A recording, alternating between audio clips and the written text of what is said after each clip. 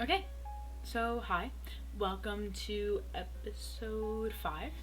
Um, I'm going to be talking about augmentative and alternative communication in the classroom, or instead of saying augmentative and alternative communication, I'm just going to call it AAC. We have talked about this quite a bit in the course of my grad class, um, but I also wanted to talk about in terms of how it works from a teacher's perspective. Um, Not only in terms of my personal experience, but also from the research that I found. I think that it's extremely important to recognize uh, that it's very hard to find something for a student that will work consistently. Like, one thing may work for a while, but it can always change. Change is always going to happen. Something may not suddenly not work out the way it should for a student, and I think that's important to at least acknowledge, because as future educators, it can be extremely frustrating um, in terms of what is expected out of the stuff we know. Like, we'll be like, yes, we know all these resources, we know X, Y, and Z, but that can change out of nowhere. It can be, wow, that's not working the way I thought it was going to be working for the student, and then you have to start exploring different options. You have to be willing to research and find other options that may work better and adjust it to the kids' needs. So after that disclaimer, let's get started. So, overview of this one is students who use AAC often have complex needs due to underlying difficulties with communication. Um, Sometimes this can be extremely beyond a teacher's experience because of how little research has been done in terms of in classroom environments. It's hard because a lot of teachers that aren't in special education don't have the knowledge of assistive technology or AAC devices, to the point where it's they don't know where to start and they don't understand. And some schools don't have the, how do I put this, the funding in terms of having someone who knows AAC devices or knows like what what exactly a student could benefit from when using an AAC device. So it it's hard, and especially when you have to try and implement those within context of the curriculum and in context of ongoing classroom activities. It's extremely hard, and it's so hard for students to feel like they're being supported by a teacher who may not know what's happening. So having a teacher who's willing to understand in terms of a classroom environment and for a student what may work best in terms of communication is hard, but a teacher needs to be willing. Another thing is purposes of collaboration, ranged in general tips and advice for AC implementation in lesson planning and IEPs and transitioning plans for students, in terms of completing assessments and or co-teaching. It's important that a gen ed teacher and a special ed teacher talk about what the student needs in terms of AAC, how to implement it within their curriculum that they're teaching in the subject that they are trying to merge. But we also need to think about it in terms of like specials such as art, music, PE, etc., stuff like that. We need to also talk to those teachers so those teachers have an understanding of the student and the devices that they're using. I think it's important to acknowledge that. So we'll also talk about that. Another thing I'm going to talk about is assistive technology and AAC devices can be no tech. It can be gestures, it can be sign language, it can be low tech, medium tech, high tech, stuff like that. There's so many different options, and I will talk about them a little bit more.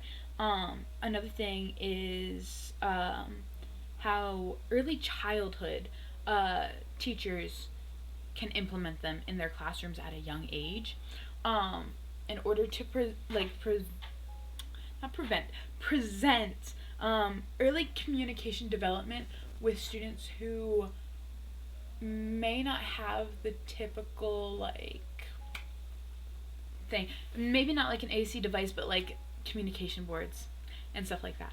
So let's go back to the top. So teachers having limited knowledge in terms of general education. I think it's important for teachers to be at least aware of what AAC devices are, how they can be used in a classroom environment, regardless if it's special education or general education, deaf education, like anything, even if it's just special, like having overall, even if it's an art teacher, a music teacher, gym teacher, they should all have knowledge of what an AAC device is, and they should be trained on it. All teachers who interact with students who have these devices should be trained on it. Even though there's limited research, it is something that needs to be done in order for a student to gain confidence and feel as though they're going to be supported in the community that they're in. I think that's extremely important. It's something that I've also researched and found while doing this project. Another thing we'll go from next is collaboration within gen ed, special ed. Those teachers need to talk, especially if a student is going through special ed for a certain part of the day and then going to gen eds and transitioning. They need to understand that that student needs help transitioning from one classroom to the next, because those classrooms are extremely different. I've seen this in terms of our personal experience with my brother. He would do half-time in special education classes, pull-out classes, and then he would also be in a mainstream classroom. It was hard for him to transition, because going from a classroom with 6 students to a classroom with 30 students with hearing aids, it was extremely overwhelming. His brain was exhausted because it'd be the last half of the day. He's being taught with 30 other kids who are loud, talking, too much environment. When he has been paying attention and listening and using his brain, he's using his working memory that deaf education students struggle with. It's so hard.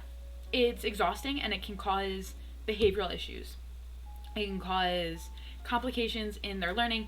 It's just overall exhausting, and teachers in general education need to understand that, because they can be like, wow, that student's a really bad student, when that's not really the case. It's just that they're misunderstood and they're not given the proper services, or paraprofessionals, or SLPs, occupational therapists, physical, like having those people who can help elaborate on what the student needs and how to provide that in general education classes.